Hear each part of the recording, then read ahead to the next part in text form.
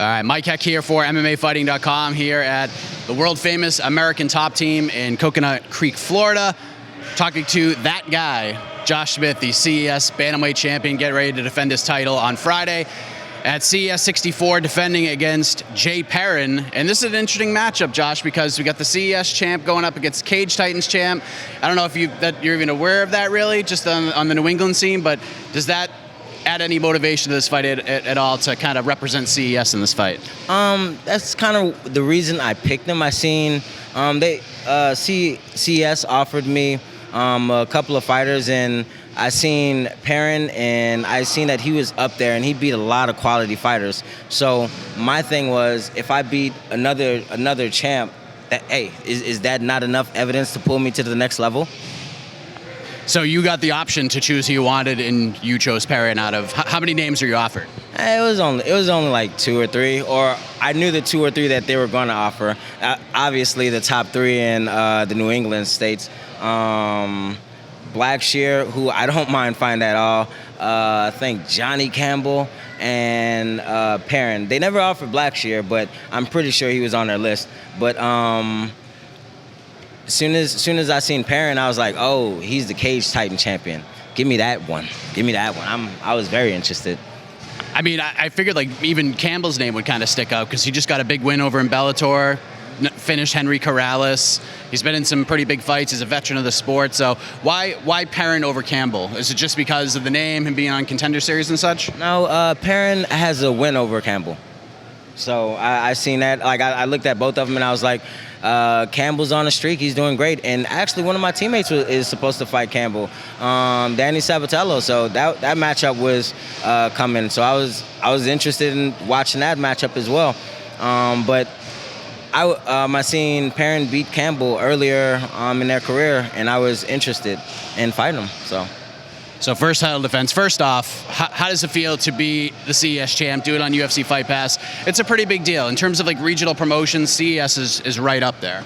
Yeah, it made me feel like I've been at ATT for a long time, and it made me feel like I belong because everyone here is a champ.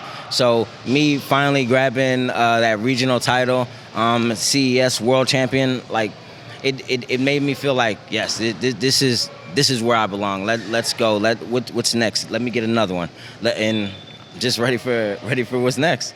Is that something that you had to kind of work on and deal with? You know, not feeling like, I mean, being a part of the team, I'm sure they welcome you with open arms after some time getting acclimated to the system. But is that something you had to deal with? Like, I need to prove that I belong here? No, it was like more of a self thing I was dealing with. It like I'm so inspired by my team and everything. I mean, look at us. Like everything we do and all the fighters here. Like I'm my friends and my fighters' biggest fans. Like I'm just grateful to be here and show what I got. And by being here and showing what I got, I improved to the next level. And being here every day and consistently working, like I'm one of the big dogs. Well, I feel like one of the big dogs now. I'm getting there. Like I said, ready for the next level. Just excited to get this fight on. Like I'm ready, man. I came into the door, I put my stuff down, and you walked right over to me. We were already planning on speaking anyways, but practice is going on right now. There's a lot of different rooms, a lot of different practices going on, but you've been told you got to chill out a little bit. What happened? Tell us the story. I train a lot, man. I don't care who I'm training with. It could be heavy guys, light guys, but I've been in everyone's camp for like the last 3-4 years, and I was coming. They all know I'm fighting, and they had to tell me to slow down. Like Thursday, I got in trouble for sparring, and I was like, Coach, I'm fine. They were like, nah, Josh, sit down, rest. And yesterday, they all kind of looked at me, but I didn't do much. I just ran a few miles and rolled around a little bit. But I came in today, and they were just like, you're not sparring. And I was like, I'm not trying to spar. I have an interview today. But if they did let me on the mat, I'll be there too, because like I love fighting, man. And sparring is just honing my craft or sharpening my skills, just getting better.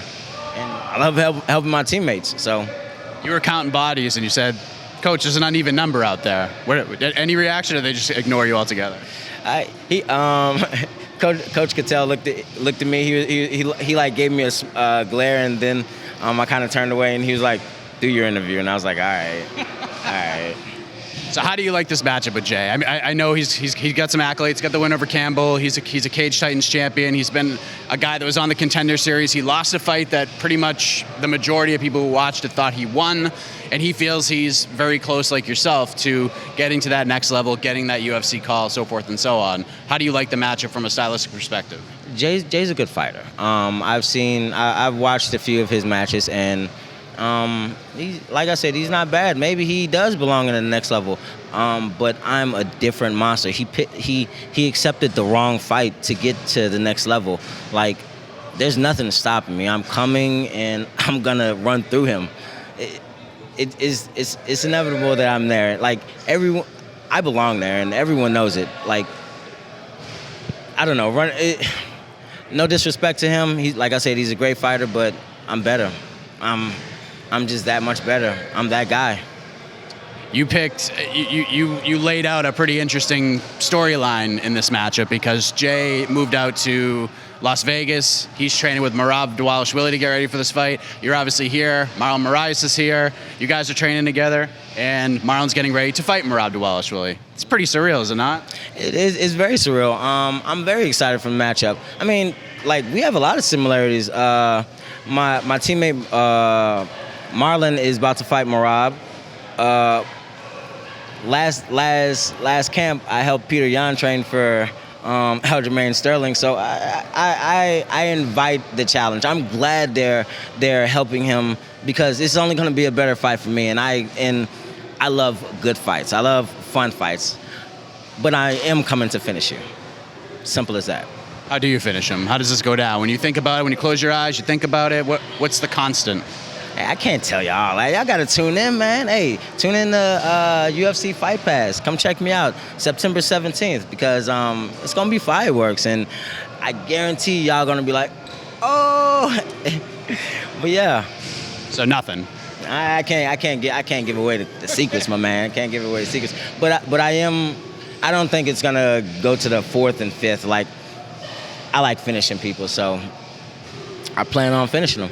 So win over Jay in a spot like this puts you in a good spot. You feel like you're close to. You feel like you're very close to getting there. You're knocking on the door. What does a win over Jay Perrin in this spot? What does that do for you? Like, where do you think that puts you in the overall like MMA landscape? Do you think you get that call next? Do you think it's pretty much automatic? I mean, I would hope so. That would be the second person I finished on the Contender Series. So I mean, if I would have finished them on the Contender Series, wouldn't I have gotten the call? Like, I just beat someone that was previously on there, and Jay was just on there. So I mean, if I finished Jay, I mean, come on, holla at your boy.